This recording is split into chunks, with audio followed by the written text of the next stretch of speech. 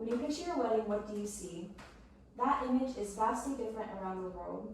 Approximately 51% of the world's adult population is married today, according to Pew Research Center. Different cultures and countries all adhere to their own customs that have been passed down for generations. India's wedding customs are beautiful and filled with art deep in the origins of Indian culture.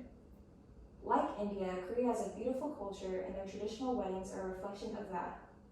From the wedding attire to the ceremony itself, Korean weddings are rich with history. Swedish wedding traditions include things Americans may consider odd, such as bridal kidnappings. However, these are harmless and interesting customs that make Swedish weddings unique. Learning this information from experts in event planning for their respective cultures has helped me understand these customs a lot better. The first expert, Jignasa Patel, specializes in event planning and is recognized for the use of South Asian traditions in industry. One custom Patel digs into is henna. Henna is likely the most recognizable Hindu tradition in India. Mendi is the name of the ceremony where brides get their henna applied. This is a private affair only women close to the bride may attend. Once the bride's henna is finished, the bride is supposed to stay inside of the house until the wedding. The henna is paste applied to the bride's hands and feet in delicate designs. Within these intricate designs, the spouse's name may be hidden. The amount of time it takes to find the spouse's name determines how much patience there is going to be in the marriage. And here's a picture of some henna. Patel also says that a common superstition surrounding the tradition of the color is the color of the henna. Darker henna usually means the mother-in-law likes the bride. India is not the only culture with beautiful traditions. The attire worn by Korean brides and grooms are also filled with tons of superstitions. At a traditional Korean wedding, brides wear red hanboks, and while the groom will wear a blue hanbok. Brides will also have these red spots on their face called yonggi gonji that are supposed to chase away evil spirits.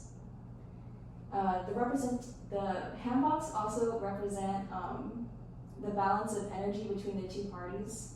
And another interesting custom that is in traditional Korean weddings is the paebok ceremony. During the reception, the bride and groom host a private ceremony with only people that are closest to them. The bride and groom then bow and sit in front of their parents. Next, the couple will hold a white sheet and their parents are going to toss dates at them and chestnuts at them. And the number of dates that the couple catches represents the number of sons they will have. And the number of chestnuts that the couple catches represents the number of daughters. That's not the only thing that happens in this ceremony, according to Laura and Estelle Park, bridal handbook makers in Los Angeles. Quote, then photos are taken, and the groom may or may not piggyback the bride once or twice around the table. If the groom is feeling confident, he may also carry his mother and mother-in-law around the table as well. Other cultures have more shocking wedding customs. Sweden's wedding customs may fall into that category. One Swedish custom involves kidnapping the bride. Well, this is just when the bride's friends surprise the bride with a party or a getaway, unbeknownst to the bride, completely out of the blue. This is not like a bachelorette party because most of the time with brides, they're going to be planning the bulk of their bachelorette party. Additionally, these weddings may involve everyone. So the bride and groom will have a thing where they're going to end up kissing everyone that's at the party. So when the bride leaves the room, every man is going to line up, or every woman's going to line up and kiss the groom. And when the groom leaves the room, every woman will line up. Every man will line up and kiss the bride. In most cultures, the groom is forbidden from seeing the bride before the wedding, or in her wedding dress before the wedding. However, in Sweden, the bride and groom will usually take pictures before the wedding and even walk down the aisle together. Richard Gink, the founder of Wedding Planners Stockholm, had this to say about the tradition. Quote, since the tradition states the bride and groom will walk down the aisle together, and that is not such a big deal to meet before, all these customs come together to make beautiful weddings. And here's also some examples of a Swedish wedding.